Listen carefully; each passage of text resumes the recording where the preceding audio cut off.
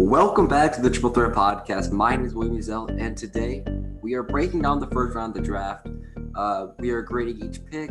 We're giving it go to school, giving it some grades, and we grade things on three categories. We're going to go with value, so that is going to be the position they were picked compared to a consensus board of 50 big board before the draft. So basically, what the community thought of each player and where they should go compared to where they actually went. My player grade, which is where I had my big board compared to where they went. And then overall, which is the most important, which is the most heavily weighted, is fit and need.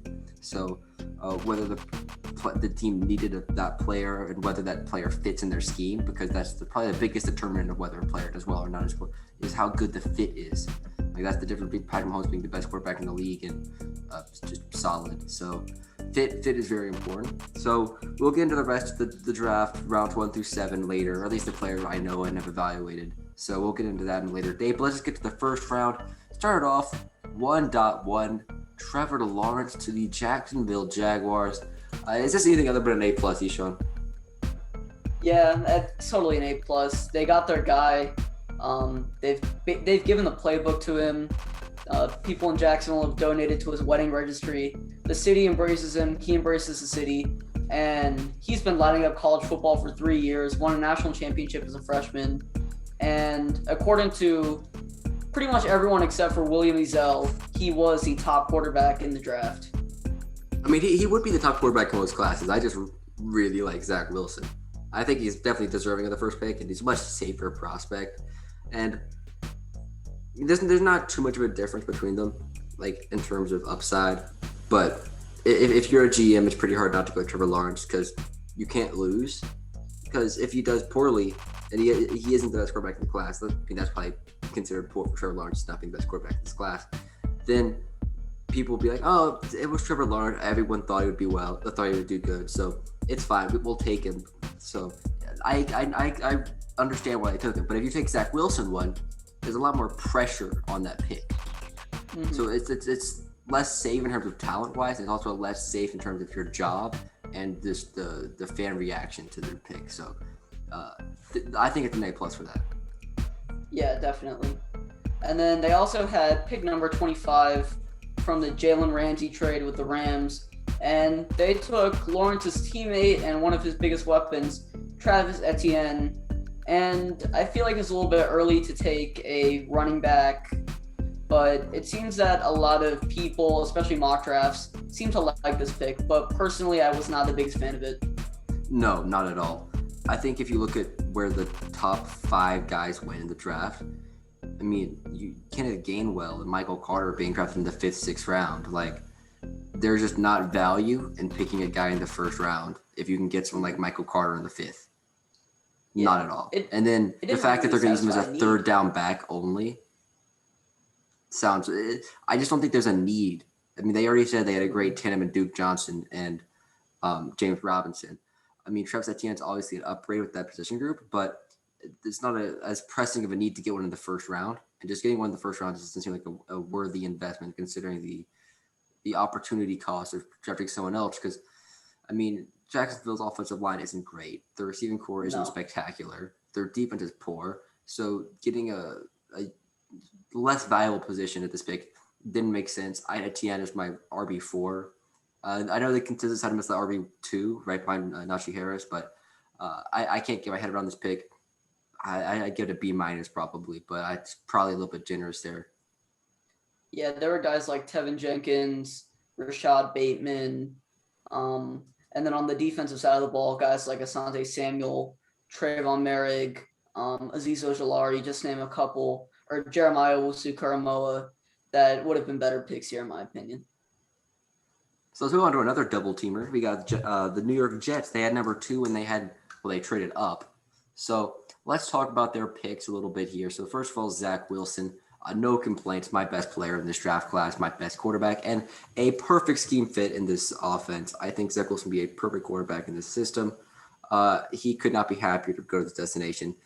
I mean, whether he'll handle the market of New York, I mean, I think he'll handle it. He's got that charisma on the field. I can't imagine that wouldn't transfer off of it. And just phenomenal player. And I think they've done a really good job building around him in this draft. And more specifically just in general. I think this team is built a lot more favorably for a young quarterback than it was when they drafted Sam Darnold in 2017. Definitely for sure. And I would honestly agree with you on the fact that Wilson probably has the highest upside of the quarterbacks in the draft. While his floor is a little bit lower than Trevor Lawrence, he really has shown the ability to make plays out of nothing, and that raises his ceiling. And then with the next pick, their other big need was a guard, and they got probably the best guard in the draft, Elijah Vera Tucker, who has the versatility to play almost anywhere on the offensive line and really produced well in college. Tell me what you thought about this pick. I thought this pick was a little bit of a reach. He was 16 on the consensus board and 23 in my opinion. So it's not a reach in the like definition of like the Raiders. But I think that trading up for a guy that you probably would have gotten at 23, and then having a guy like Darisaw and Tevin Jenkins and Radens and Cosme all being available at 23, I don't think there was value in trading up and giving up a couple of third and seconds. I think they gave up to get this pick. So I don't think there was a lot of value in trading up, especially for not as valuable position. I think it's always worth it drafting a tackle and then, if need be, playing him at guard. I know Vera Tucker played his last season at tackle, but he's going to be a guard at the next level, like Andres Pete.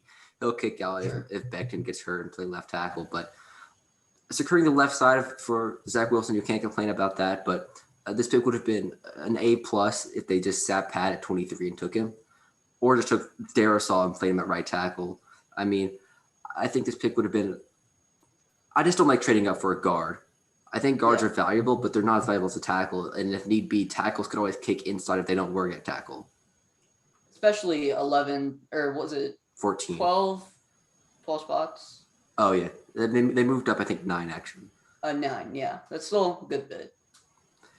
Yeah, that's how much the Niners moved up, and they paid 2 first-round picks for it. So I noticed the value is a little bit different being at the top of the draft, but still the trade-up wasn't great. But I think the player's going to be really good for this system. Most definitely the best interior lineman in this class. And he'll kick out to left tackle if Becton never gets hurt. So the left side for Zach Wilson will be secure. And I think that's the most important. Just get his blind side protected. He only has to worry about what's in front of him. And if he sees pressure coming, I mean, he's magic in the pocket. Like, he's not going to get touched a lot. But I think getting George Fant out there would have been preferable in my opinion. Yeah. Moving on, San Francisco, they traded up to pick number 3 with Miami. They traded up 9 spots as well, and they got their quarterback of the future. A lot of people thought it was Mac Jones, but ended up being Trey Lance. And while we weren't necessarily high on Trey Lance, I feel like he does have a lot of raw talent, and Kyle Shanahan is the most valuable person on that team, and it's the most valuable offensive weapon that they have. So I think that Shanahan should be able to do some wonders with him. No, I don't necessarily. I think this pick is probably one of 2 pleasant picks. I wouldn't have taken Mac Jones here simply because I think in Kyle Shanahan's system, I think the floor is already lifted. I think they already raised the floor. Any quarterback can pretty much be successful in this offense. I mean, Nick Mullins and C.J. Beathard look like NFL starters in their offense. Like, I think that he can. I think that Kyle can really eliminate a lot of the weaknesses in a lot of quarterbacks' game. So I think reaching for upside would have probably been the best pick here. So taking Wilson or Lance would have been taking a Lance or Fields would have been my ideal scenario. So I think that this was probably one of the 2 players I would have picked. So I think the fits could be great. What Kyle can do in the running game and having a quarterback like Trey Lance, I don't know if he's a good runner, but I don't think he's in the class of Kyler Murray or Lamar Jackson. Like, not even close. He's a good runner, but not at that elite level. He will open up a lot in this offense, but I think Justin Fields would have done the exact same.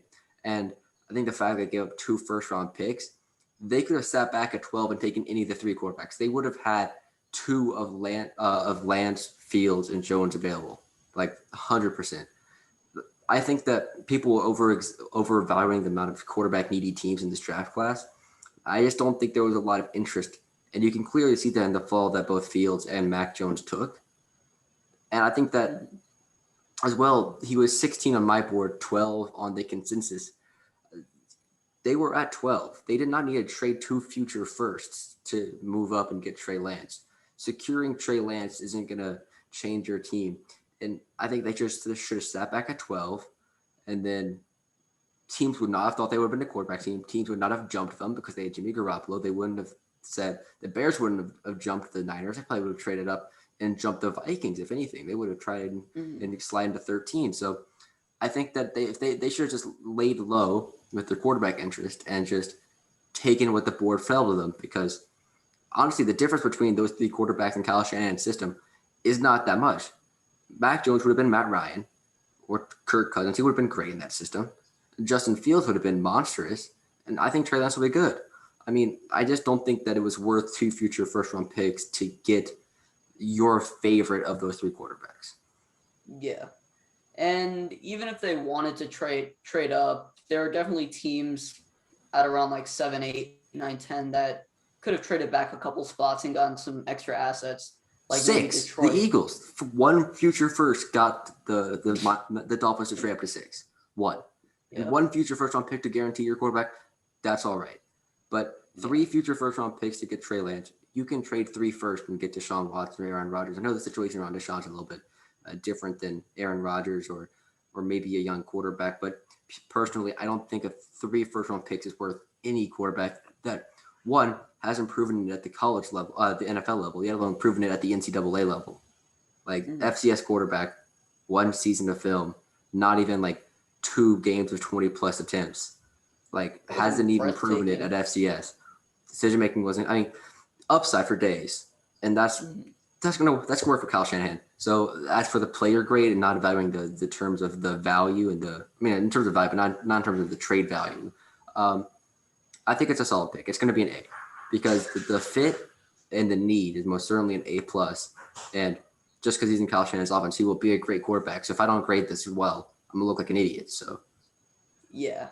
And it certainly helps when you have guys like Deebo Samuel and Brandon Ayuk who can thrive off the catch, the best tackle in the league, anchoring a very good offensive line. And you have arguably the most valuable not quarterback offensive player on the field as well in George Kittle. So he's in a pretty good situation. So it's going to be hard to screw that up for Trey Lance. I think the one thing that will screw it up is if Jimmy Garoppolo starts, because if Jimmy Garoppolo starts, he's going to keep winning.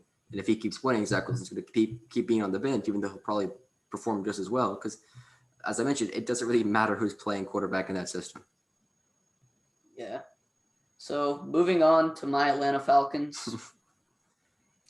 I really like the prospect. Don't get me wrong. I like Kyle Pitts. I just did not want to see us take a tight end at 4. I feel like we could have traded back, gotten a guy we could have even traded back to like 7 or 8. Maybe Pitts was there, or we trade back a little bit further, take Michael Parsons to anchor the defense, or you know what? Just go all in. Even though Matt Ryan has 2 years left, take Justin Fields, best player available in my opinion. But a lot of people like Pitts. Everyone's giving this pick an A+, but I just cannot agree with it. No, I can't. I can't in my right mind evaluate a tight end and put him at 4.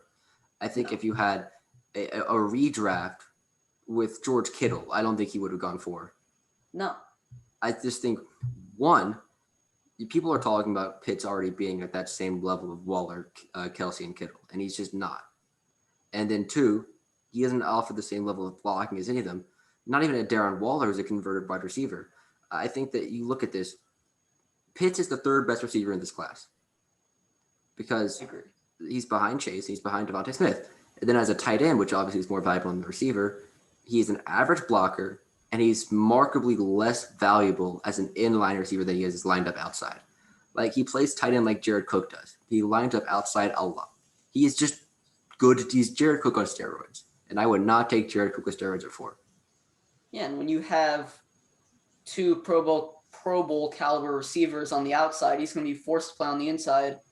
And the 33-inch vertical as a red zone lob threat, which we've used tight ends like that before, is not the most promising either. You gave up a second for Hayden Hurst too last year. Mm-hmm. Yeah, and we didn't pick up his option. And people always talk about how Arthur Smith loves tight ends. He'll use him like Jonnu Smith. What did Jonnu Smith do last season? Seriously, what did Jonnu Smith do last season? Jonnu Smith does not warrant the 4th overall pick. It's ridiculous. Especially when you have two elite receivers. Like I think you would. Yeah. You would have been better going a lot of directions. Penny Sewell, if you want to ride Matt Ryan, Penny Sewell. If you want to ride Matt Ryan, trade back and get a defensive player. Because clearly there's teams that were interested in trading up. Like the package that New York got, I think Atlanta would have probably taken a first round pick, and that's to pick 11, not to pick 4. I think the Saints were probably calling. I don't know if they would have done that trade, but there were teams calling. I think they could have gotten a first round pick. So yeah, could have gotten a little bit more, but and then you got to think about the opportunity cost. Is Kyle Pitts really worth 2 first round picks, 2+ first round picks? No, because you could probably trade Darren Waller for 2 first round picks. Probably. I know Green wouldn't do it, but I mean, that's the value that those players have. So. Yeah, I'm gonna give it a B overall because the value is not bad. He was number 2 on the consensus board, but in terms of fit and scheme, it's a C. I read that all about just a B. Yeah, Kittle was a 5th round pick. Kelsey was a 3rd round pick. What was Waller? He was definitely. I think it was a 6th. Yeah, 6. That sounds about right. So we definitely could have traded back, which is what I really hoped we'd do. It was a generational tight end talent, but what does that even mean? Because every single good tight end was not even a prospect coming out. Oh, T.J. Hawkinson is the closest thing in terms of a prospect. Evan Ingram. Look what he's done. O.J. Howard. Honestly, there are not many first-round tight ends, and many of them don't. Eric Ebron. The more first-round tight ends you name, the worse this pick looks. I mean, you're gonna make me mad. But moving on. Joe Burrow gets reunited with Jamar Chase, and it's a great pick. Jamar Chase, in my opinion, is the best wide receiver prospect since Julio Jones or A.J. Green back in 2011. That's how much I really like Jamar. He's with his college quarterback. They have chemistry. Obviously, the line raises some questions, and they did address that in some couple other picks that we'll get to in another video. But do you think that Sewell was the better choice here?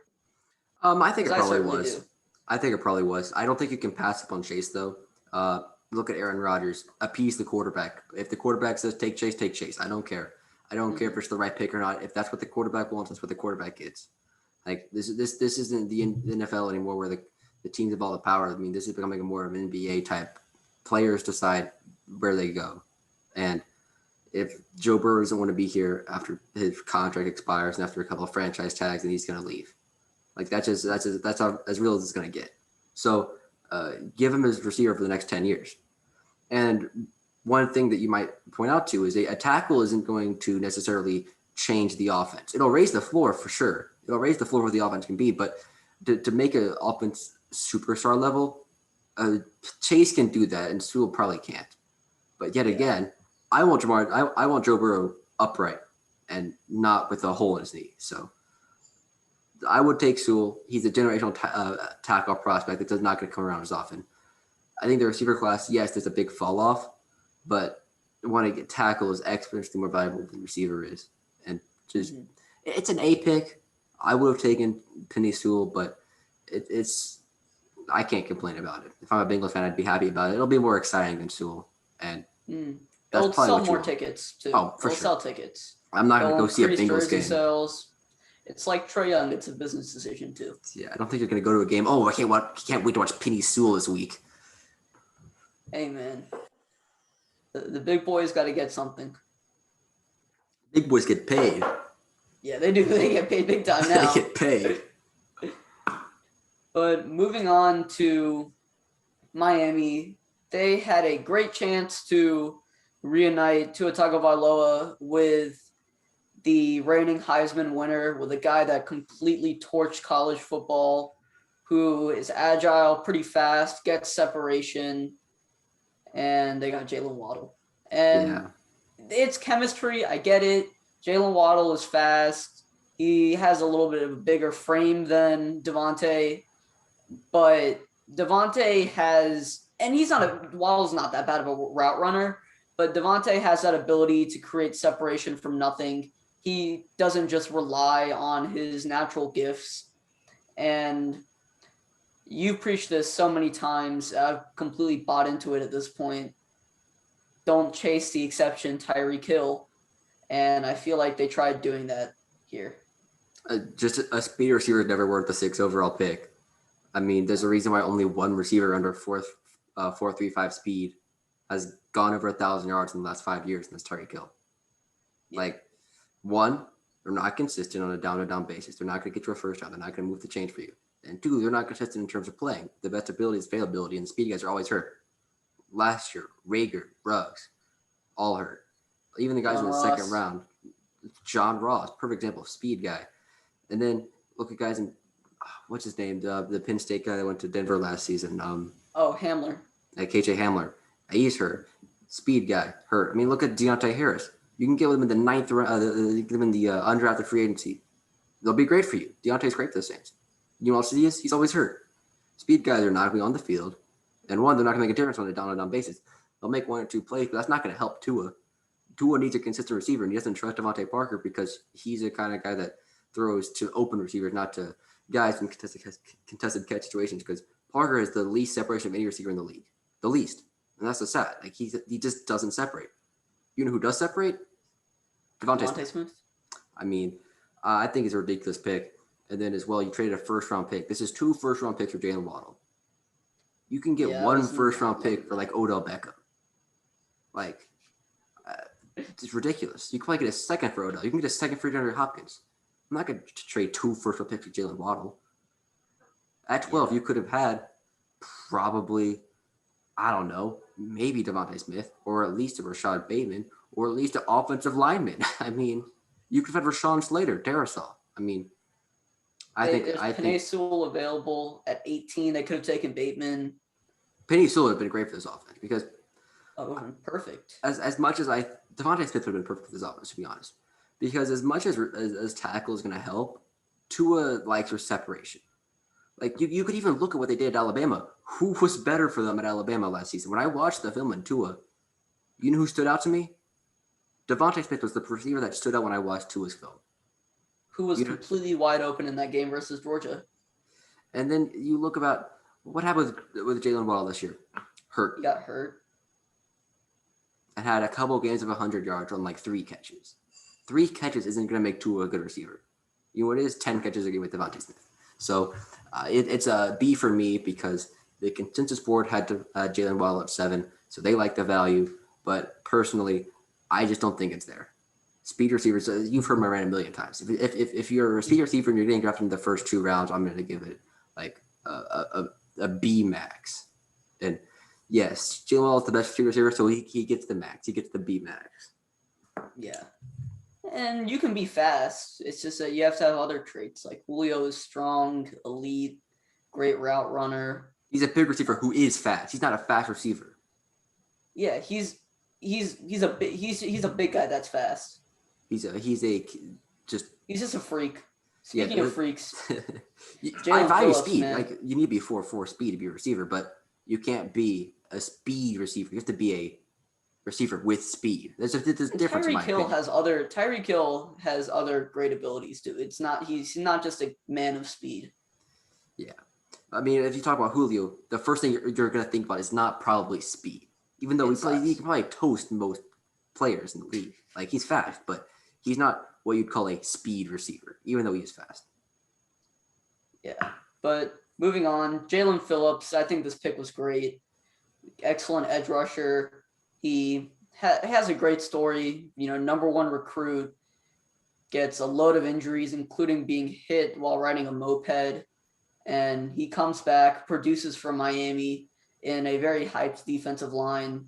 And while Gregory Rousseau was getting all the attention before the year started, he opted out, and Phillips had a great opportunity to shine, and he just took that. And it was great value too. So Phillips stays in Miami. Anita's addressed, and I think Brian Flores will have a great time with this guy. I mean, he'll be a great fit in this scheme. He was my 7th-ranked player on my big board.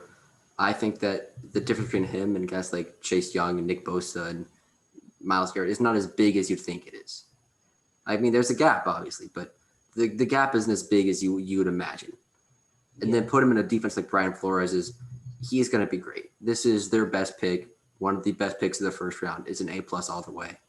All the way A+. If they took Jalen, if you flip these picks, Jalen Waddle and Jalen Phillips, I would have been happier because, I mean, honestly, I think Jalen Phillips is a better prospect than Waddle, much better value. Only one first-round pick, only one half of a Laramie Tunzel, so much better value here. Well, speaking of A+ picks, I can't believe Penei Sewell fell this far to the Lions. It's not a sexy pick. I know Lions fans might have wanted Devontae Smith here, but this is your stalwart guy to man the trenches for the next decade. No, I mean, it's an A+. Do we even need to talk about this pick? This team is not ready to contend at all. No. Getting anyone is just not going to help them. So get the foundation, get your big guys, get your kneecap biters, and let's go. You always build inside out, and that's what they did. You build in the trenches. That's how you build teams. Yeah. So anything else to say about this pick or Jared Goff? There's nothing to say about this pick. It's an A+. Just move on. A+. So moving on to the Panthers, J.C. Horn. I feel like this was a tad bit of a reach, but he still is a pretty good prospect, and it definitely satisfies a need for the team. But I think with Surtain and Farley available, I wasn't in love with the pick like I was with Sewell or Phillips or Jamar Chase even. Yeah, I see that completely. I think that this was not a great situation for the Panthers to be in at 8. None of the offensive guys fell to them. No Pitts, obviously Devontae Smith fell for them, but I don't think they're going to take him. No Pitts, no Sewell. I would take in Slater here, honestly, because their offensive line is not great, and you want to secure as much for Sam Darnold as you can. Yeah, there's a need at cornerback, but a quarterback's not going to help Sam Darnold be any better. So I say work with your quarterback. Work with what your put your marbles in. So Horn's a good player. 13 on the consensus board. So reaching him at 8 is a little bit of a reach, in my opinion. Third best corner, in my opinion, in this draft class. So taking him first, I wouldn't want to start that corner run because those 4 cornerbacks are all very similar. Newsome, Horn, Surtain, Farley. I think Farley's clearing his league of his own, but teams, I understand the team's concerns about the back injuries, but in terms of value, I think those 4 players are all in the value. Same like the defensive line. I don't want to be the first team to take one of those players because honestly, at 26, getting Greg Newsome is not that much worse of a pick. No. So I think that starting that run on corners is not the ideal situation. So it's a B+. He's a good player. He's going to help the team out, but it wasn't a great situation for the Panthers to be in. Yeah, personally, I would have found some QB needy team with Fields and Jones still available, but I think that a lot of teams were wary to trade up. So, they were just in an awkward situation. But right after, Denver took Patrick Surtain, and every Cowboys fan probably jumped out of their window here because this was supposed to be their guy. What'd you think about this pick? It's an interesting pick. You have Justin Fields on the board, but obviously I'm a Drew Lock fanboy. I love Drew Lock. I will give him all the time he needs. Maybe only maybe 2 more years max. But I would like to see what he can do with a healthy receiving core. He didn't have Sutton last season. He went 4-1 last season or 2 years ago.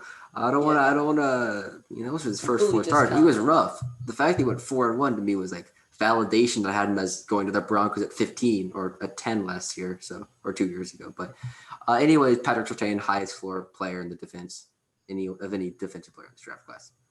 He will be if he is a below average cornerback in this league, it will surprise me.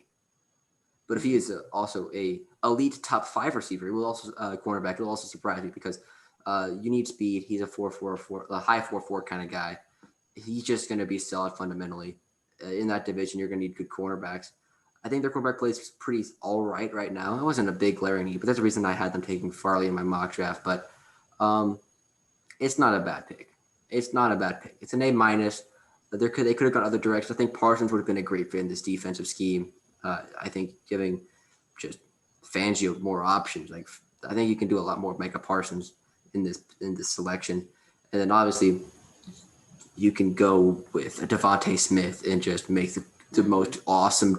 If Drew Lock, if you can't do it with Devontae Smith, like if you really want to evaluate Drew Lock and see what he can do, give him Devontae Smith. If you can't do it with Judy, Devontae, and Son, get him out of here and get a quarterback that can. So I think giving your quarterback the opportunity in one season to prove it is the most important thing, because you can't keep waiting and passing up opportunities on Justin Fields and Mac Jones. It's like you can't keep passing up opportunities. You need to know for sure whether you got the guy or not. So I think giving the quarterback the opportunity to know if he's the guy or not is going to be successful, because look at the Jets. Sam Darnold, they spent three years of seeing if he's the guy or not when he had no help and nothing to do. Like you can't evaluate him like that. You have to give him more time, because you just don't know what you have, because he doesn't have the opportunity to showcase what he has. So Drew Lock, if he had, it's a solid pick. It's an A-. Let's stop talking about what else they could have had and just talk about the pick. I mean, it's an A-. It's a good player. It's solid value. 10 on the consensus board, got him at 9. Solid. Very solid pick. Dude had to go up and practice against Jerry Jeudy, Henry Ruggs, Waddle, and Devontae Smith. So he definitely has some toughness there. But speaking of Devontae Smith, Philly trades up to 10, and they get their guy that they probably would have been justified taking at 6. So this was a quote-unquote steal for me. No, it's an A+ all the way. I mean, you want to know what you got in Jalen Hurts? Get him a receiver, because he's not doing it with Travis Fulgham, Greg Ward, and Jalen Reagor. Like, no, it's not going to cut it. I mean, there's a reason why Carson Wentz looked like a scrub in that offense last season. So you evaluate what you have in your quarterback. Get him some help. Second best receiver in this class, get him at 10. 6 on my big board overall. 8 on the consensus, get him at 10. Well worth spending a third-round pick and snaking the Eagles. I think the Cowboys are happy because right now they're transfer back to the Eagles. So preventing the Giants from getting Devontae Smith, I mean, yes, you're helping the Eagles. But 2, you're helping yourself and you're hurting the Giants. So that'd be like the Saints or the Bucks helping the Falcons or the Panthers rather than helping the Saints or Bucks. Like you're hurting the team that you're in competition with. So overall, I think the Eagles are just ecstatic with this pick. It's an A+. Yeah. I mean, there's nothing I need to say. I mean, he was the Heisman Trophy winner for a reason. Yes, he's small, but did that appear anywhere in film? Did he get pressed and get beat? No. So, what's the issue? He got separation on basically anyone, and J.C. Horn, like it doesn't matter. Yeah, J.C. Horn, and the SEC has some top defensive backs, and they all tried their best, but no one was stopping that man. They had C.J. Henderson last season. He went against A.J. Terrell. I mean, like, just like Jamar Chase, he beat people beat grown men on a weekly basis. Yeah. So, Eagles fans, you got your guy. First year without an EDP reaction, obviously, but. I was contemplating on whether or not I should say that. No, that was golden. That's golden. All right, bro. Just cut that out. Okay. All right. Moving on. Chicago. Ryan Pace was on his last straw. Think about it. That man has to wake up every day. He looks in the mirror before he shaves or brushes his teeth and says, "I traded up to get Mitchell Trubisky instead of Pat Mahomes or Deshaun Watson." And he's on his last straw. He was not about to make that same move again. So he made the gutsy decision, traded up 9 spots, took Justin Fields, and I love it. Let's not forget he also took Kevin White. I think that Nagy should not be in the hot seat, but Ryan Pace most certainly should. Ryan Pace has a terrible track record. He wasn't great in New Orleans, and he certainly has been dreadful in Chicago. But it's so weird. He's a terrible first-round drafter. In the second round, he gets all the steals. Or in the later rounds, he get all the steals, like Eddie Jackson. Jalen Johnson. Yeah, but first round, sheesh. Not a good track. Roquan was a solid pick, but and Justin is an A+ pick. I mean, 2 first-round picks. I mean, they could have traded up to 4, and I wouldn't have been mad. This one guarantees them a job for the next 3 years because, they have to see how Justin Fields does. I mean, the Bears fans are ecstatic. The Bears Twitter account is ecstatic. Like, look at the Bears Instagram. The last 11 posts they had is all of Justin Fields. Like, I think they're happy with this pick, and he will be able to execute this offense exponentially better than Mitch Trubisky could. Yeah, I have some worry about the fit, about the decision making of the scheme, but if Nagy can make Mitch Trubisky look all right at quarterback, if he can design an offense for Mitch Trubisky, and I think he can help limit the decision making and the blitz recognition issues that Justin Fields has. I mean, you have AR, you got Allen Robinson, you've got Darnell Mooney. Oh my God, I didn't think about that. Darnell Mooney with Justin Fields is going to be brilliant because Darnell Mooney was open all the time last season, all the time. He was incredible. But then you look at the throws, it's just overthrow. Like he was open, just couldn't get the ball because it just wasn't near him. Justin Fields has the best deep ball in this class. Like his deep ball is just wonderful. It is beautiful. It is a work of art. Like if this pick is good for anyone, it's good for Darnell Mooney. Darnell Mooney is going to be exceptional in this offense next season. This man won the draft. He won't play. Justin Fields may not play until like week 8 or something. But Darnell Mooney is going to have himself a quarterback. He's going to be incredible. So invest in Darnell Mooney. Darnell Mooney stock to the moon. I'm telling you, Darnell Mooney all the way. All right, I'll get him second round. Okay, maybe not that much, but I think this is their big gutsy move. They finally pulled the trigger after all these years. And Justin Fields was the guy. I mean, I would have rather him fall to the Vikings at 13, but I can't complain. I think it's an A+. It's a solid fit for Fields. Not as good as the Niners. Nothing will be. Not as good as the Saints. Nothing will be. But Chicago's not a bad fit. Nagy's a solid offensive coordinator. Game planner. He's the head coach, obviously. And then they've got a okay offensive line, and they did some work on that in the draft. And then as well, they've got some solid weapons. So I think if you're Justin Fields, this is a solid fit for you. Like I don't think I wouldn't have wanted to go to any team in like the top 10 except for maybe like Denver, or Carolina, or obviously the Dolphins, but I don't think they're taking a quarterback. But this is definitely a better fit than going to the Falcons. Yeah, for sure. Even though I'd like to see him there, but it is what it is. They just don't have enough pieces right now. No. And they don't have Arthur Smith could really utilize him though. No, Arthur Smith would have been exceptional with him, but let's just get a tight end. Let's get a tight end. Moving on to the guy that I really, really wanted. Trade down into the teens, to be honest. Get a boatload of assets to set the team up for the future and take Micah Parsons, who in my opinion is the best defensive player in this class. And if you think that Kyle Pitts is a freak athlete, I've never seen a dude that's like 6'3", 250 run like Micah Parsons, a 4.36. Ridiculous. And he produced well as an edge rusher. He was pretty good in coverage, but I was a big fan of this pick, to be honest. Just that the fit is kind of weird. I mean, yeah, it is a weird fit, but I mean, he probably got his classmates running the 4.36 when he shot a gun trying to start a riot at high school. I mean, probably also in the locker room as well in the showers. I mean, off field's an issue, but Jerry Boy doesn't care about that. He'll have like 5 men follow you around all day and say, "Don't get into trouble. I'm gonna have 5 men following you right now. I'm watching you. Don't get into trouble. I'm watching you." Like Jerry Jones does not care about any character concerns or anything because what he's going to do is he's just going to have security details follow you. I mean, it's effective. It works. I mean, I can't complain. So, but yeah, talking about the player itself, I think that Parsons is a phenomenal player. I mean, he's a converted edge rusher playing linebacker. He's got the athleticism. He's great. He's a great tackler. He's a great pass rusher. He really started as a tackler 2 seasons ago.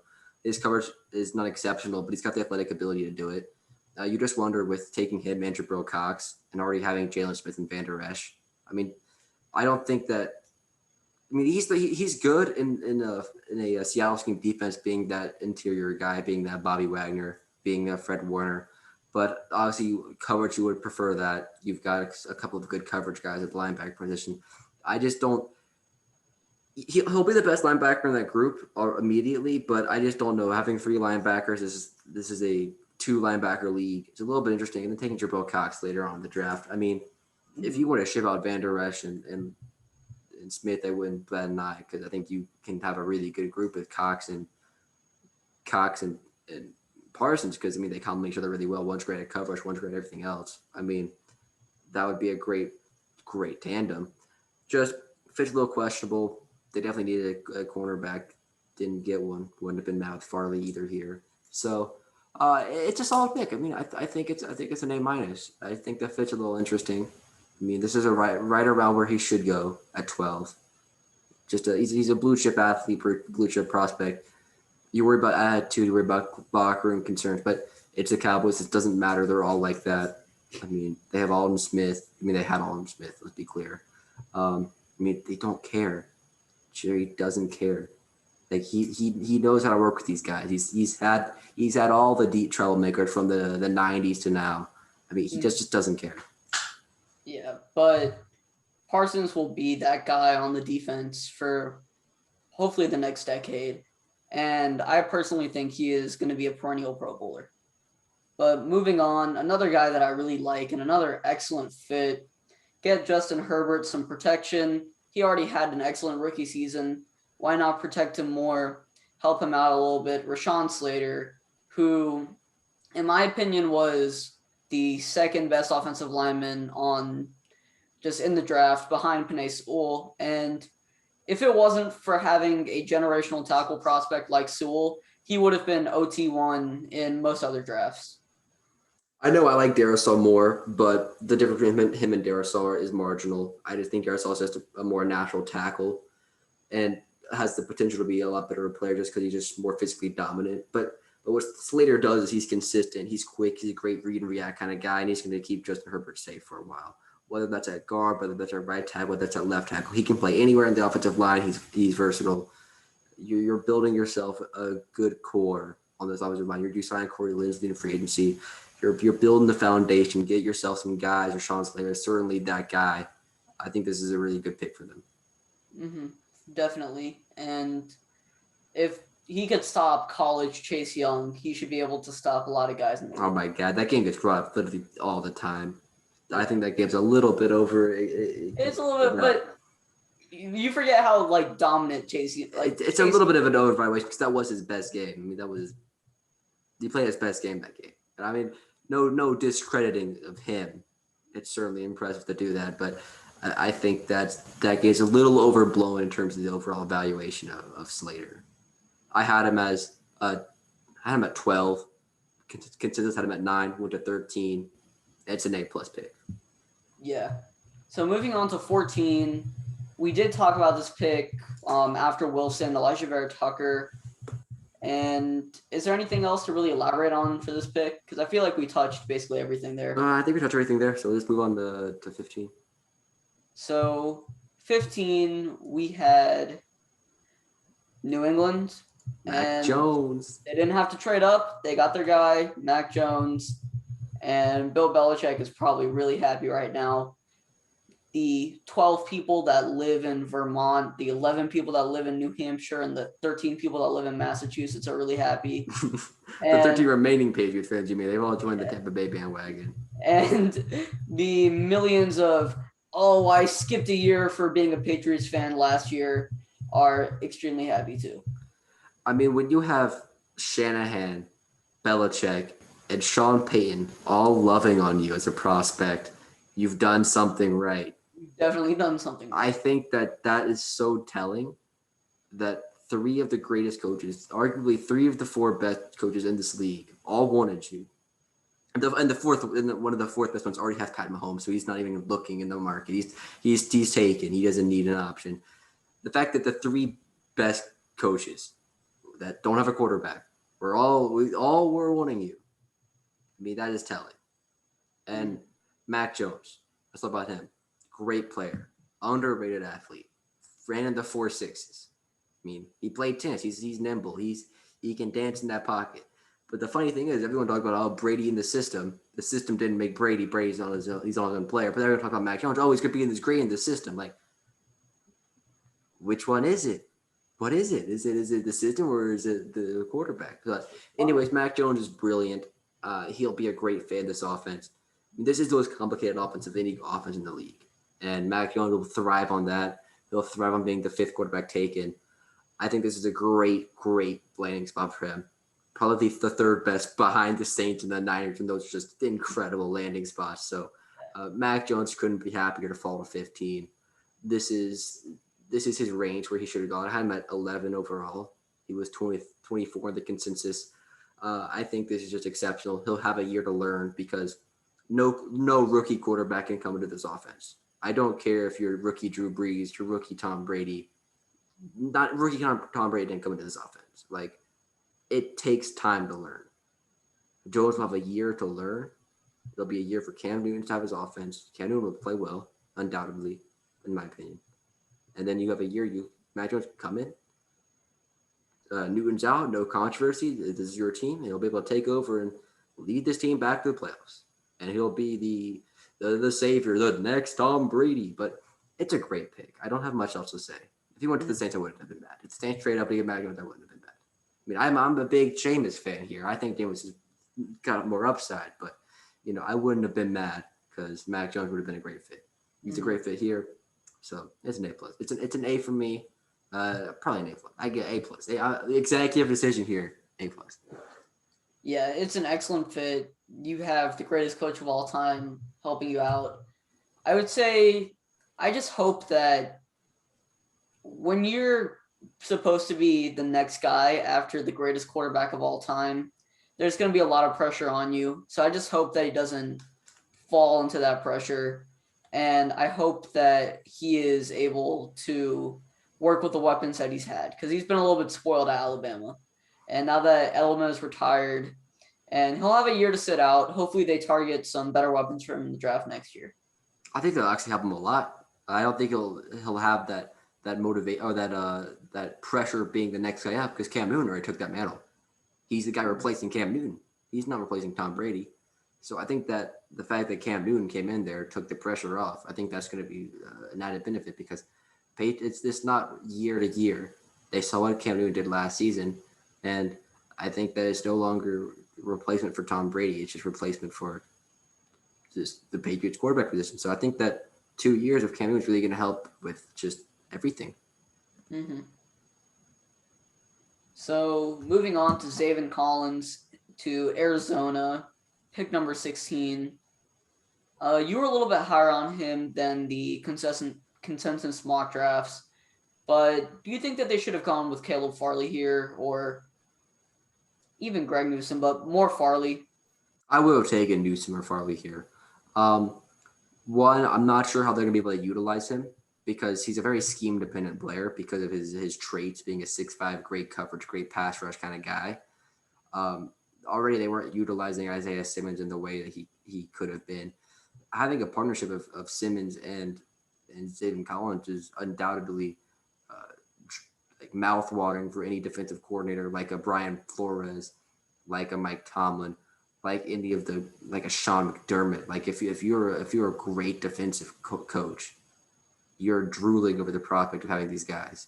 But I just don't know how it's going to work in this Arizona scheme. They've already proven they're not able to account for the talents of Isaiah Simmons. I don't love the fit. I like the player, but he's a scheme-dependent guy, and I just don't know if the scheme's going to be able to get the most out of him. Yeah, I had some reservations on the defense because, Isaiah Simmons was our third prospect last year, and he fell to 8. And Zaven Collins, while being 21 for you, he's still 16 was not like a reach. And these are both very talented, well-rounded players that are versatile in their own rights. So, honestly, I feel like if there's little success here with the two of them, it's a coaching thing, not a player thing. Oh, that's most certainly a coaching thing. And I think if they don't get it done on offense either, it's most certainly a coaching thing because they have everything on offense to be great. And I think that so far in his career, Cliff Kingsbury's been limiting Kyler Murray.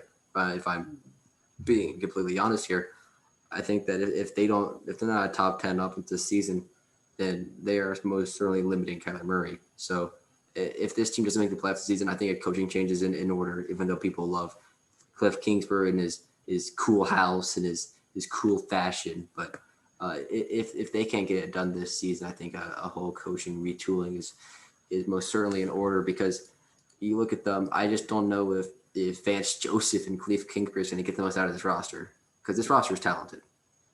I think this is in terms of just pure talent. If you look at both sides of the ball, you have Kyler Murray, DeAndre Hopkins. You already know what you get there, and then you have guys like Chandler Jones, Isaiah Simmons, now Zaven Collins, Buda Baker, Byron Murphy. Yeah, there's Chandler talent. Jones, JJ. There's talent. Oh, JJ Watt. There's talent here, but I think everyone wants to just put blame on the players and stuff like that. But especially in football, it's a lot of it is coaching, and you have to have the right scheme. You have to have the right coach. And honestly, I don't know if Cliff Kingsbury is the guy. We'll see. If they're not top 10 offense and they're not in the playoffs, then Cliff Kingsbury is not the guy.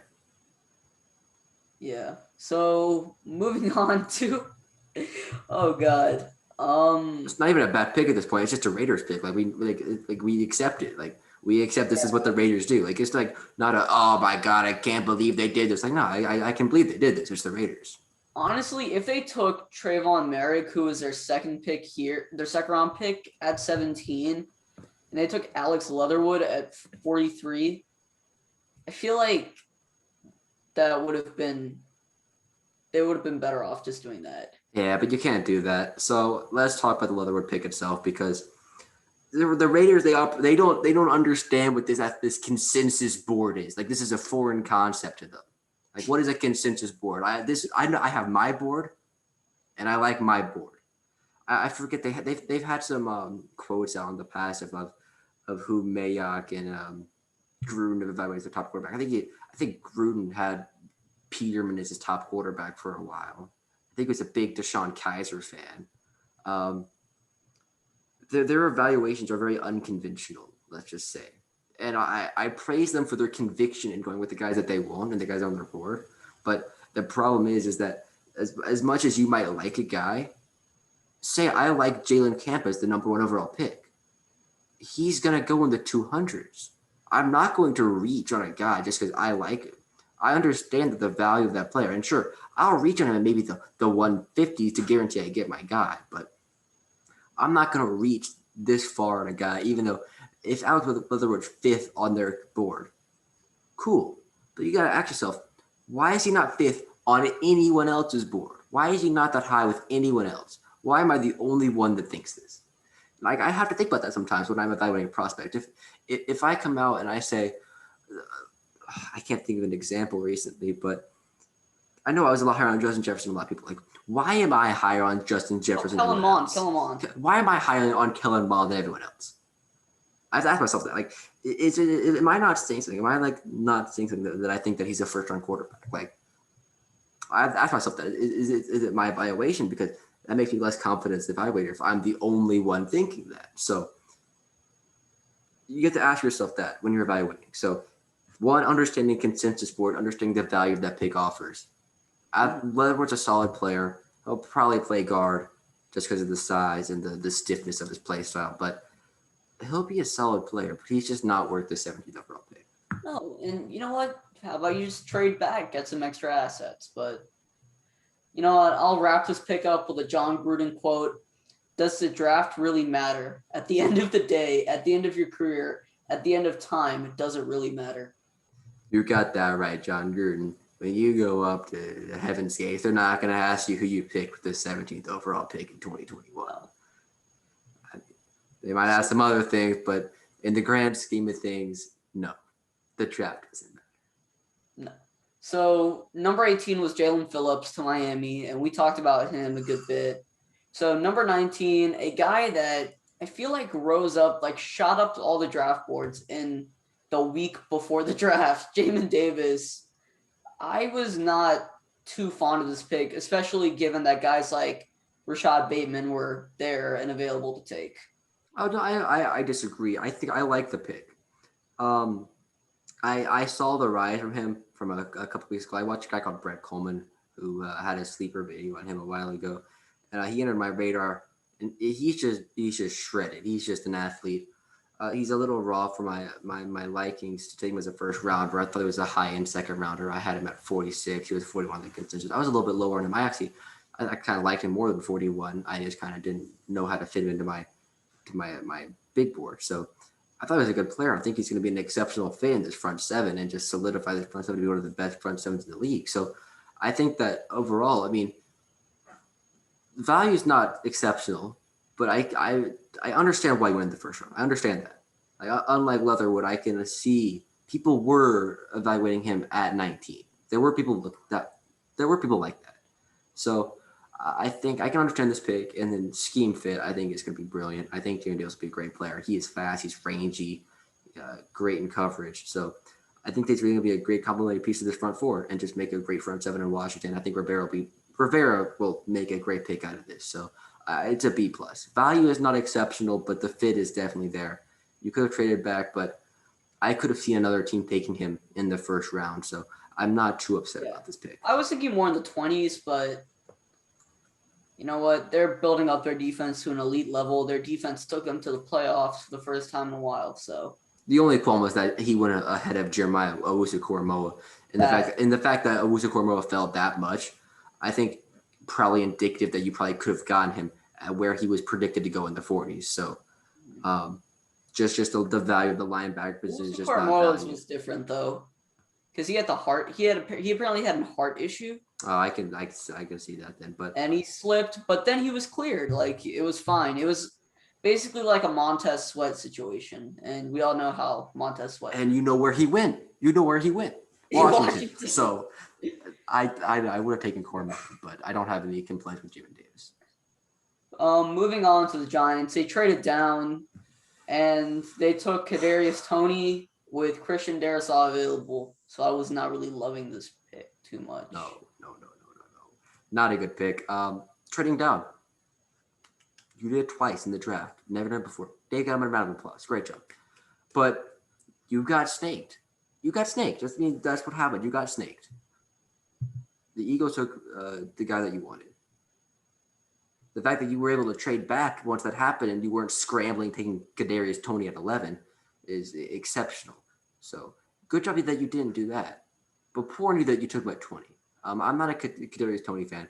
Yes, what he can do after the catch is great. He's a solid receiver. I like Kadarius Toney. I don't like him this much though. With better guys available like a Rashad Bateman, like an Elijah Moore, I can't justify this pick. Yes, see what you have in Daniel Jones. I understand that logic, but you know how else you see what you have in Daniel Jones is you get him a incredible left tackle or right tackle in Christian Darrisaw. So, don't love the pick. I also would have liked Kwity Paye here, but you got a first round pick out of it. You got a first round pick out of it. So, as far as value wise, it's not awful, but as for the player itself, it's not great. Let me see where I have the grade on this because, I mean, it's not egregious, but I have it as a B minus. Yeah, I had him at 58 on my board. Bit of a reach in the consensus board was 29 as well. But he'll be solid in the system. He'll be a good complementary piece. This just really rounds out that wide receiver core they have. Mm-hmm. So they got Galladay, but honestly, I'm just not. Saquon coming off of 2 injuries like that, and you definitely want to get him touches because you invested a second overall pick into him, and he's a very talented player and the top 3 back in the league when healthy, in my opinion. You need someone to protect him. Will Hernandez has been all right, so I think that him and Darrisaw would have been a nice young pairing. They must really like Matt Peart, and I like Matt Peart too. I mean. I was relatively high on Matt Peart coming out last season. I can check real quick where I had Peart. I had Peart as my he was my tackle number 7 last season, right behind Ben Barch and Josh Jones. So I have him at 62 overall. So I was relatively high on him. He's a big guy, so I think that really shows they like what they have in Pierre and Andrew Thomas. If they're going to pass on someone like Christian Darrisaw. Oh, I forgot about Andrew Thomas completely. But moving on, Indianapolis, Kwity Paye out of Michigan. I was a fan of him. I wouldn't have been mad if we traded back a little bit further and we took Paye at like 15, 16. He's a freak athlete. I love the dude's story, escaping, I think, Sierra Leone with his mom and not really and being an immigrant, coming in and just playing football and being naturally good at it. But yeah, you have him to pair with DeForest Buckner and Darius Leonard on what I think was the league's best defense last year, or top three. It was up there. I don't think Matty Eberflus got a number one defense. He's not very schematically creative, you might say. It was up there with like Pittsburgh and the Rams, though. Like it was. And New Orleans and Tampa. I mean, they were up there too. Yeah. Oh, Tampa, yeah, for sure. And New Orleans. I'm not gonna slander your team. They were top 5 last year. I mean, I saw them get 8 sacks against Matt Ryan. Penny Sewell would have had to go up against Cam Jordan, Jason. Well, he would have gone against Davenport. Oh yeah, at least no Trey Hendrickson.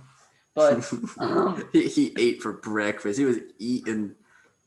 Trey was eating against the Falcons. But let's talk about Paye itself. Paye is a great pick. One of the freakiest freaks in this draft class. Just for sure. He ran a 6.53 code.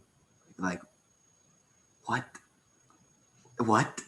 That is just like unheard of. Like for any position, he's crafting his techniques. He didn't just dominate with his physical ability at the college level.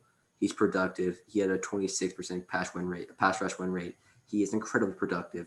This team had Ben Bonogo and Taekwon Lewis, I think, as their edges this season. Wasn't going to cut it. Yes, Cassandra retired, and they could have taken Darrisaw here. I wouldn't have been mad with that pick either, but Kwity Paye, addressing a big need on this team, one of their biggest 2 needs, and I think overall it's just a really, really good draft pick here. Yeah, I would have to agree here. This guy, Kwity Paye, was mocked to go in the top 10 or in the top 15 for basically the entire year. And he has, this seems kind of weird to say, but he has that chip on his shoulder. He has that immigrant work ethic. And I think that he fits so perfectly in the system. I mean, he's developed technically wise throughout every year of his college career. Like you can he's a worker. He's been noticeably better. Like he's a worker. You can see a progression in his game. I like betting on workers. Like work ethic translates no matter what level of competition it is. That translates, and that's not something that you can really evaluate from a couch. You got to talk to the guy. You got to know the guy. You got to see the coaching stuff. You got to have connections for that. And that might be something that you're missing from our evaluations of players. But Paye is someone that work ethic translates to someone even like us. So, yeah, massive fan of the pick, and I'm a fan of the next pick with their division rival Tennessee, Caleb Farley at 22. Best corner in the draft, but he had that back injury. Maybe this is an MPJ moment where a team that's looking for contention gets a guy that falls to them and they get back into contention. You want to hear a more accurate moment? It's a Jeffrey Simmons moment. Oh. I mean. Oh, yes. If it's going to be better than your last year first round pick who played 3 snaps for you. So as long as Caleb Farley touches the field, it's an improvement. They went Jeffrey Simmons, who was a top 5 prospect in 2019, or top and so 10. was Farley. Yeah, and then they took Isaiah Wilson, and then they took Caleb Farley. It's a sandwich with a terrible pick in the middle. I mean, I love the pick. I hated the pick. Let's be honest. I hated it. I'm a huge Caleb Farley fan. I was hoping he fell a little bit further. At least we could have gotten Greg Newsome, one of the two. But the Titans had to ruin my dreams. So that's fun. I wanted to trade back into the first round for Farley personally. I mean, I would have traded a first round pick for Caleb Farley. I mean, he's great.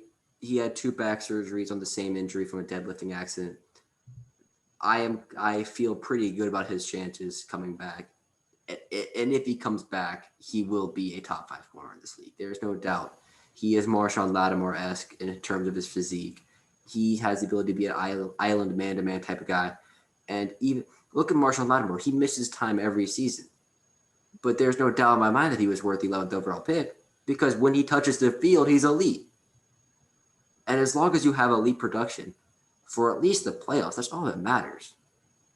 So a playoff ready team should have been thinking about Farley from the get-go. Like Farley got his ceiling, in my opinion, was 9. He could have gone 9. I swear I had him in my mock draft. I had him going 9. I love the pick. It's an A+. I mean, I hate the pick because the Saints didn't get him, but for the Titans, it's a great pick. So we have 3 or 4 straight A pluses. I think it was 3. But Christian Darrisaw, man, I thought Minnesota was going to take Darrisaw with their 13th pick. Oh, they should. They would have. They would have, and this would have been an A pick for sure. But they traded back, got a first out of it, and they still got their guy. This was lucky, but it was also masterful. I can't believe they've gotten out of 2 first rounds in the last 2 years with Justin Jefferson, Christian Darrisaw, man. I mean, Kellen Mond is probably holding a party right now. Mm-hmm. I mean, I don't care about Kirk Cousins. Kellen Mond's loving this. So I think just explosiveness, power. Just this man he makes it look easy. Like he's a people mover. He looks like he's not trying. Like he touches you and you just go flying. Like I guarantee you, if we combined as a people and became 12 foot, 285, I mean, he would just throw us. Like he would pick us up and throw us. Like it's ridiculous what this guy does. He is an incredible talent, and he is a people mover. Like he demolishes people. Demolishes. 6'6". He's awesome. Like he was dominant in the run game. He's gonna make so many holes for Dalvin Cook. He's gonna start from day one. A+, A triple plus, A quadruple plus. He was. I can't give enough pluses. This was a incredible pick. I had him on my big board at 10. 10. Yeah, 10. 10. Great pick. 15 on the consensus. Like, this man was awesome. This is, I feel like a lot of people are saying this is just like the steal of the draft. Well, second behind Fields, but you know. Yeah. But moving on, the streak ends with Pittsburgh. You know, Greg Newsome was available. There was a plethora of offensive tackles available. Plethora.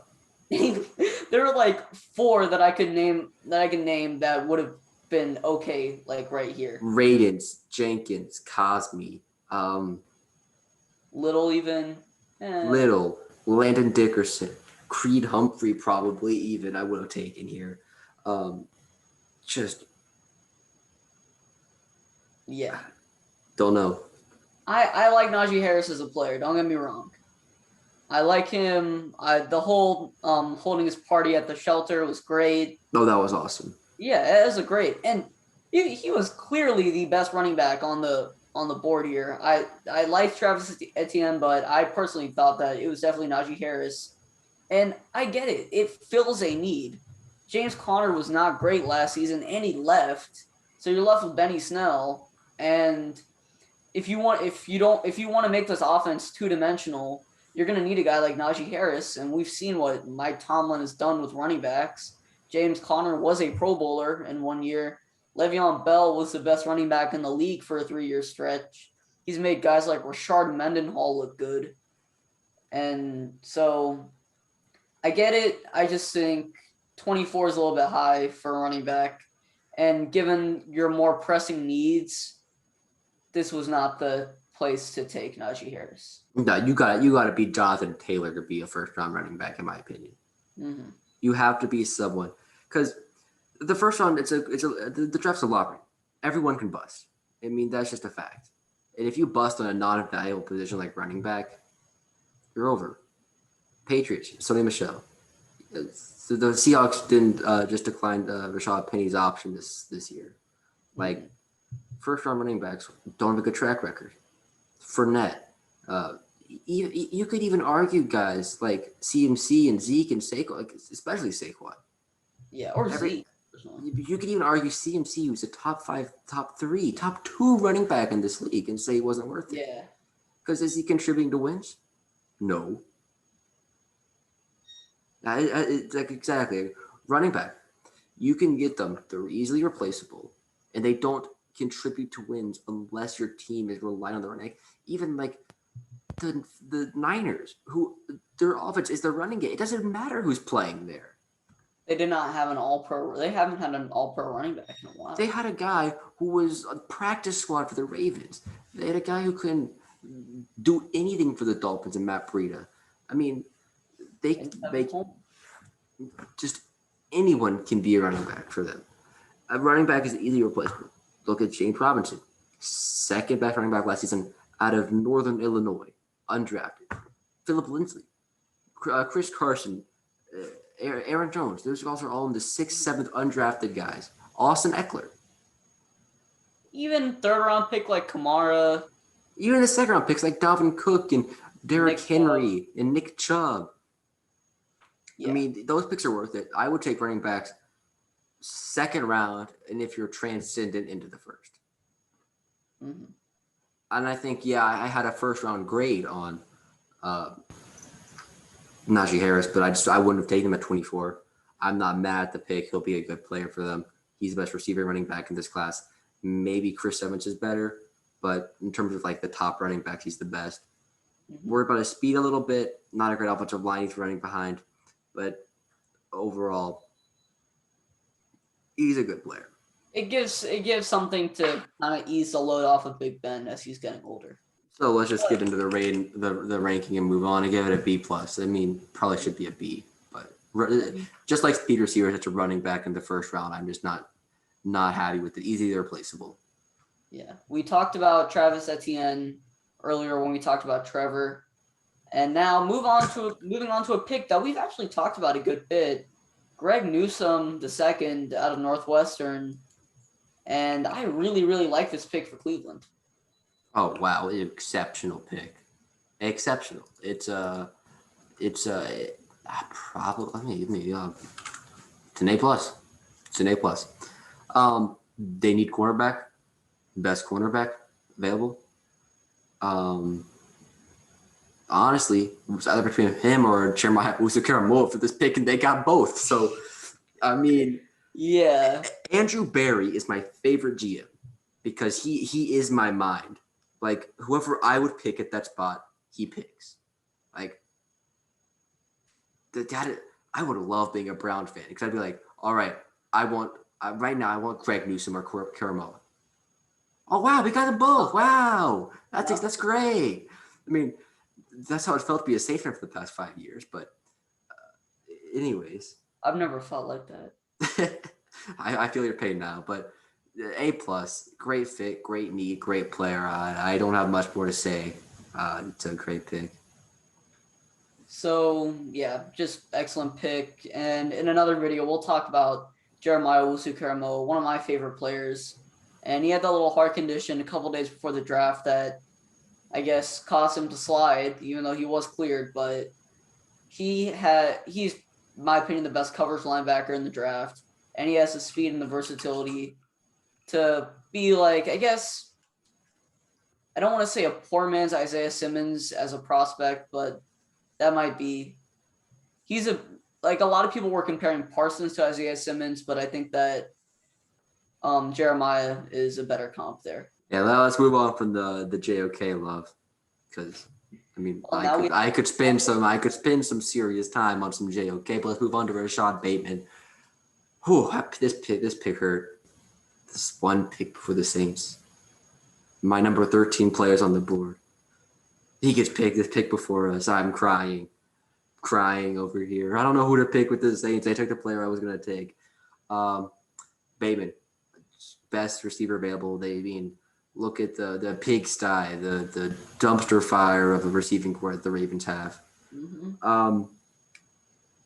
Yes, I don't love the fit. I would much rather have Bateman go to a team that, passes and can benefit from him. But he's going to be perfect for Lamar Jackson because he gets separation early in his routes. He'll be perfect for what Lamar does. And I think he's a good passer. Lamar can really make this work. He can play a similar role that Mark Andrews does as a receiver, but do it to a better extent because he's a receiver, not a tight end. So Yeah. a big target who is great at separation, name of the game. And I think Lamar Jackson, seeing a guy open, will be like, oh, wow, a guy's open? His name's not Hollywood Brown, who's open on the bench because he's hurt. I mean, Yeah, it definitely helps when you have a receiver available, and it helps when he's not just some dude that can run like you can. And I think for Lamar, Rashad Bateman, I'm not going to say the fit's perfect, but I think that it should open up some new plays for Harbaugh and Lamar to draw up, just to diversify the offense a little bit. certainly better than Willie Snead. A plus value, A overall. Good pick. And you know what? While we're here, we'll talk about Jason Owe too, or Adafe Owe now. He didn't have a sack last year, I don't think, but he's put up He's put up pretty good production. He's been productive, yeah. And he's a physical freak too, just like Michael Parsons. I don't know what they feed them at Penn State, but they feed him like speed juice because he ran a 4.36 too. I mean, crazy. I mean, Yeah, he hasn't had the production. Get Jason Owe back or Adafe Owe. Adafe Owe. So, talking about Adafe Jason Owe, so he is athletic, and yes, he can get stonewalled a little bit at times, but he is a disruptor. He is he can mess up plays, and that is what he does. And in this system, I don't know why I gave this an A fit in B. This is an A plus fit. Like, he will be one of the best defensive players in this league. He will firmly be the third best edge defender in this class because he went to or maybe even second. He might. I love the two guys ahead of him, but like, this fit is exceptional. They can really capitalize on what he is as a prospect. So he's got all the potential. He had a plus 20% pass rush win rate in college without the most technique, being raw. So give him time in this defensive line group. Learn from Calais Campbell. Learn from this great defensive group. I mean, A plus pick in my opinion. I really like this pick. It's a great fit. Just I think Owe is blessed right now, and he should be loving this fit. Yeah, after going 14-2, not having the season that you wanted to really have, they kind of came back down to earth. They just came in, addressed their needs. They do lose Orlando Brown, but I know that Lamar is going to be happy with Bateman, and I know that the defense is going to really thrive, even now, but especially in a couple of years with Owe. So moving on, I'll let you rant if you want. You just want to do that? Sure. Saints pick Peyton Turner. What was just my thoughts? Clearly, the Saints were flustered with how the board fell in front of them. What I've learned is do not think who you want to pick because it's not going to happen. What you want to happen is not going to happen. I've got faith in the Saints scouting department. They have been exceptional in years past, and I do not think that losing Terry Fontenot has suddenly caused the Saints to be a terrible drafter because the Falcons draft was not that much better. So the fact that Fontenot left does not make me think that this is all Fontenot's operation. This is Jeff Ireland's scouting department. Like this is all Jeff Ireland. So out of the way, I have faith that the Saints made the right pick because they historically do well. Ruiz, I didn't love it, but in years past, I have been all aboard the Saints picks, every one of them. When they traded up to get Davenport, I was like, if it's not Lamar here, I want Davenport. Like that's who I wanted them to get at 23 or 24, wherever they're picking that year. Like that's who I wanted them to pick at that spot. I traded up, I didn't love that, but I mean, I got a guy who I liked. Even though he played great. I mean, I liked him coming out. And let's be clear, I like Peyton Turner. I was 24 higher than him than the consensus. I had him at 45. Like I was very high on Peyton Turner.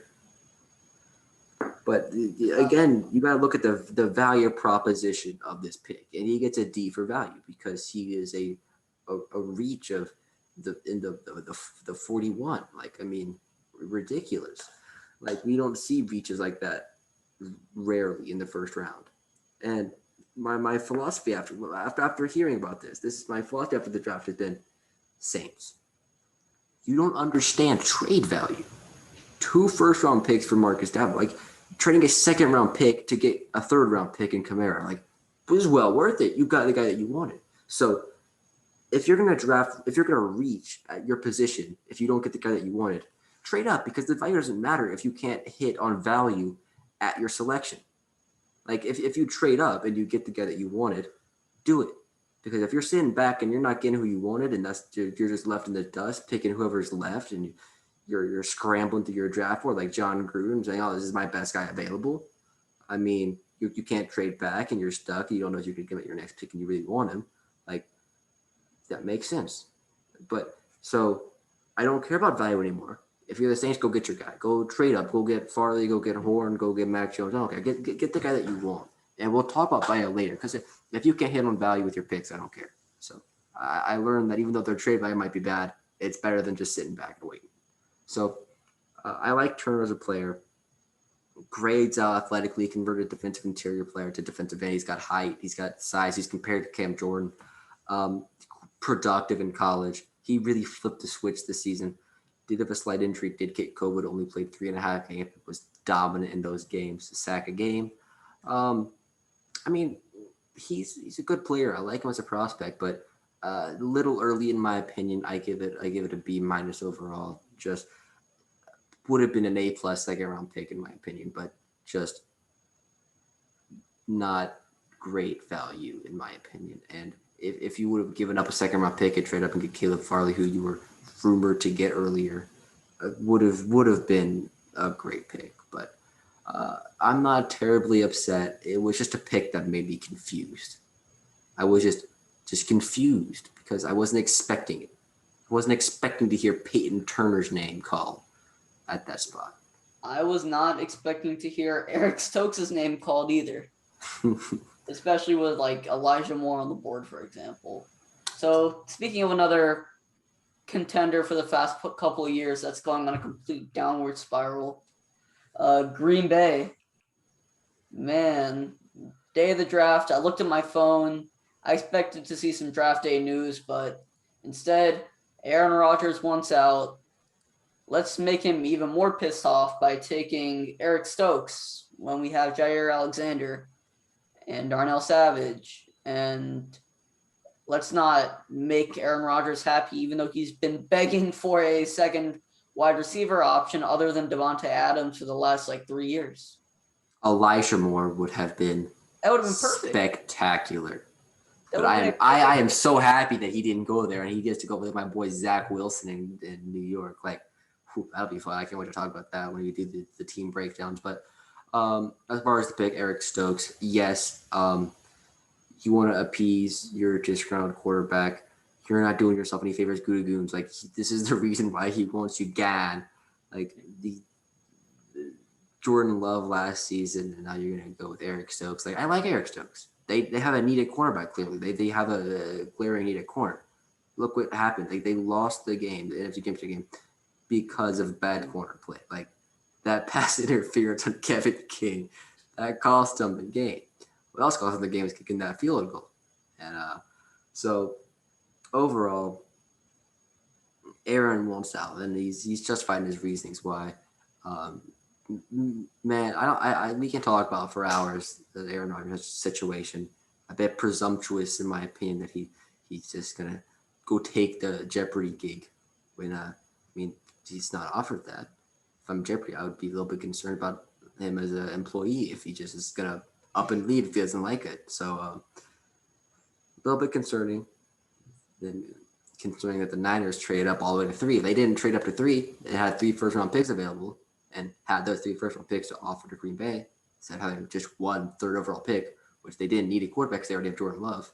They could have had Aaron Rodgers. So anyways, it's confusing. But Stokes is a player. I was high on Stokes, match 43 compared to 49. Um, Traitsy guy, very Traitsy, ran in the 4.3s. That's what you really like in Four cornerbacks. two. He's like a 4.25 guy. I think he ran his pro day at 4.34. I Really? believe so. I think he was a 4.34 kind of guy in his pro day. But yes, fast, sprint speed kind of guy. You're gonna bet on those traits to pan out. Similarly productive in college as well. I think it's a B plus pick. Just simply ignoring the need elsewhere in the team. Other directions you could have gone with this team, especially with Aaron Rodgers there. But I don't hate the pick.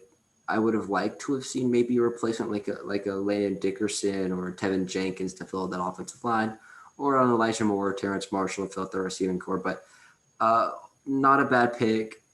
Corner's a very valuable position. They needed one. They weren't probably going to take Kelvin Joseph with character concerns. So probably best corner available. I don't hate the pick as much as most people do, but definitely a nail in the coffin for Aaron Rodgers. Just another slap in the face, saying, "Nah, you can do whatever you want. This is our team. The people own this team, not Aaron Rodgers. You can't control us. We're gonna do what we want to do. We're gonna take Eric Stokes." So Yeah. Well, moving on to Buffalo, you really do not like this player. And I'm not gonna say I love him. Like at first, like if you told me a year ago that Gregory Rousseau was available at 30, like I'd be like, oh my god, I love this guy. 15 and a half sacks, only behind Chase Young.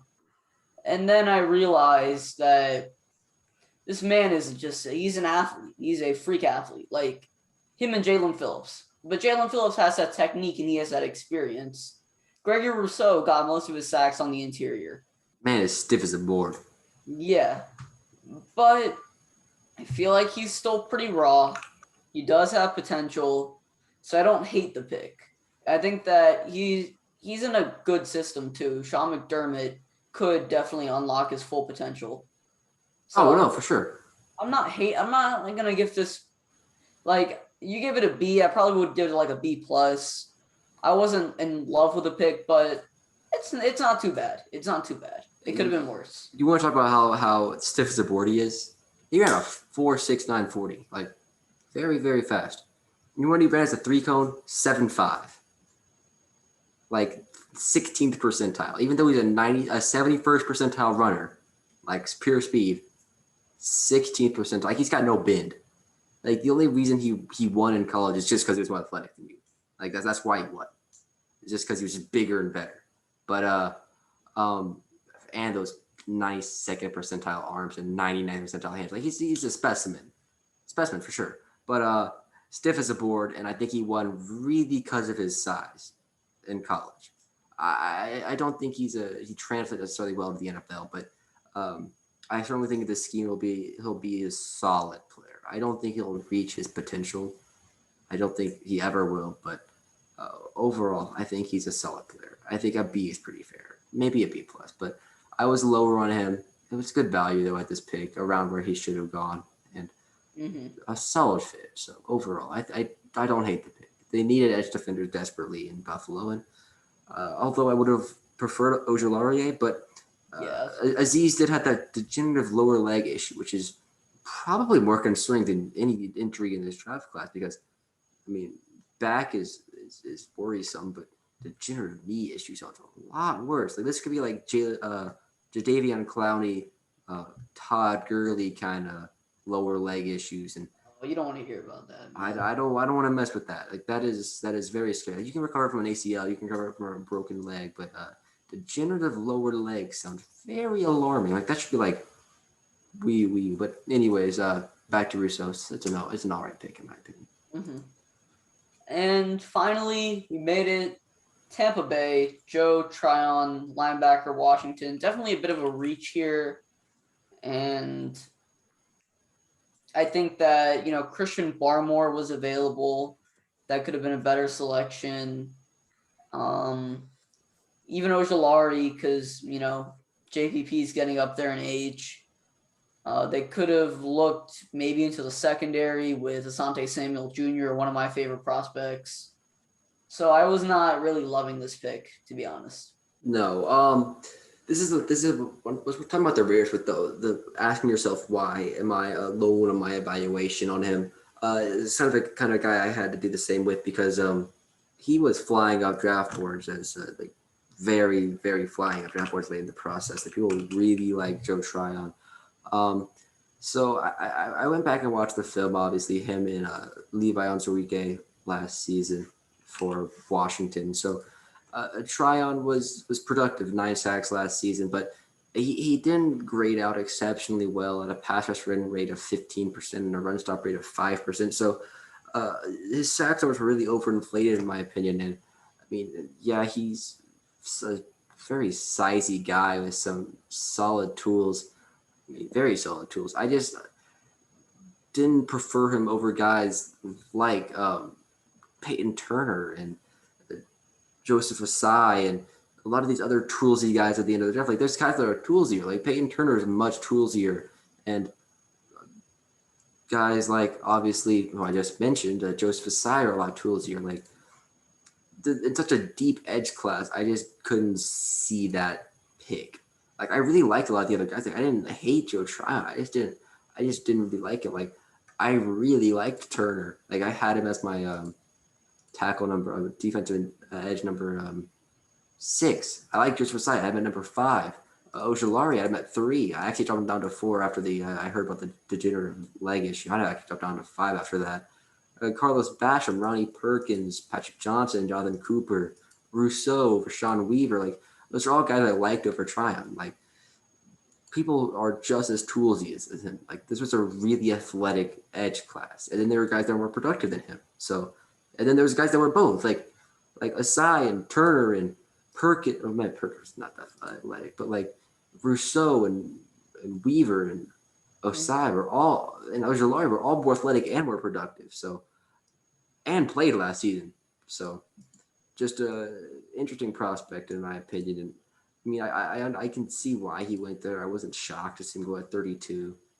The value wasn't terribly off, but I had him as my defensive edge, like number 10 or 12 or something. So I didn't love the pick. I think it's a C plus. So I'm happy the Bucks didn't do well. So I'm fine with that. But watch him. He's in a great system. He'll be a great uh, third down utility kind of guy coming on fresh legs. And I mean he's in a good system. So he'll inevitably be better than my prediction, my big board ranking. So I can come back to this clip right now and say I corrected myself immediately. But I still don't love the pick. But Joe Tryon was picked 32 to Tampa. That wraps up the first round. You want to do some quick winners and losers of day one? Oh, I was about to ask you what your favorite pick was, but yeah, we can do winners and losers. All right, so winners. Let's hope winners of day one. The Vikings, biggest winner, big dubs for them. More picks and get their guy. Just exceptional, brilliant. Your winner of the draft of day one. I was gonna say Minnesota, but I'm gonna reconsider. I'm gonna say Baltimore. They really addressed probably their 2 biggest positions of need, and they got elite guys. Yeah, but they got elite guys for it, and I think that this is gonna open so many more doors for Lamar. It's going to diversify the offense. It's gonna bring less redundancy, and on the defensive end, Odafe doesn't have to, come in right away and be a 10-sack guy like Josh Allen was.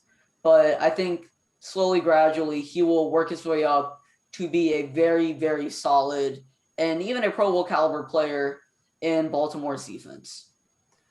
Loser. I'm gonna try and not say the Raiders. So I'm thumbing through my notes right now, just trying to figure out who I would give the loser. I can't give it to Miami because Jalen Phillips was such a great pick. Not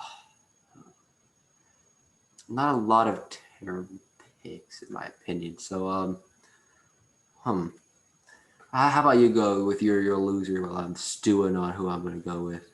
Yeah, you know what? Okay, can I say the Texans? No. You can go with it, but go with something else as well. Okay, yeah. Like the Texans, they missed out. And then also they weren't able to find a landing spot for Deshaun Watson before his trade value completely took a massive hit. So that definitely hurt them. Honestly, there were a lot of great picks, more than normal. I'm not gonna lie. And the bad picks were teams that made both. I'm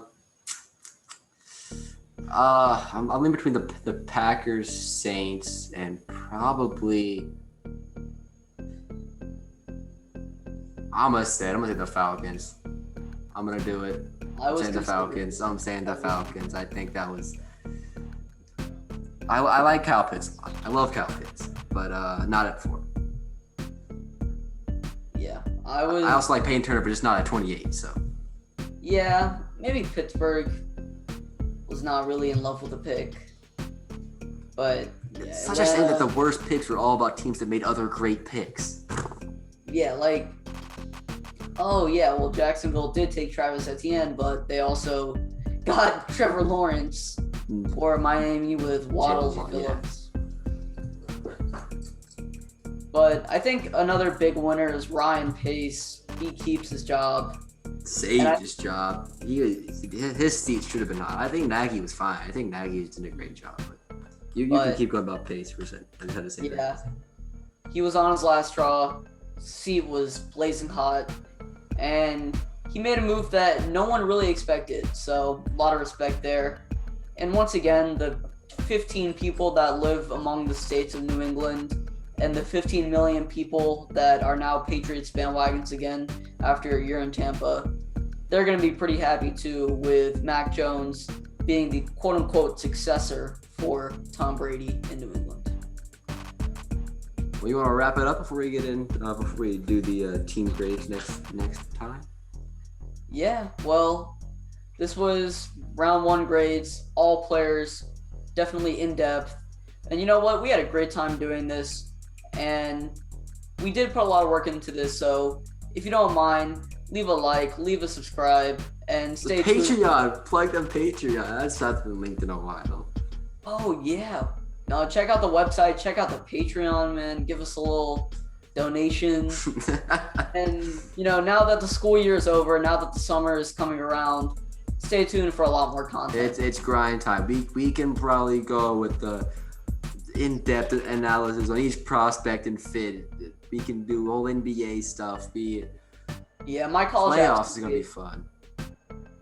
Our college apps can wait, bro. Triple Threat Podcast first. Triple Threat Podcast is the application. Yes, sir. They want to know about us as people. Come plug the pod. Like if you don't want to listen to want to read my BS on whatever topic I say over my college rec. They would have come listen to the Triple Threat Podcast round 1 draft grades. This is where you find the real meaning in the person. Yes, this is where you find everything. Their intelligence, their humor. This is it. All right, this was a really long wrap up, but for real, like, subscribe, and stay tuned for more content. I'm Ishan Cheth. Joining me as always is William Ezel, and that's today for the Triple Threat Podcasts.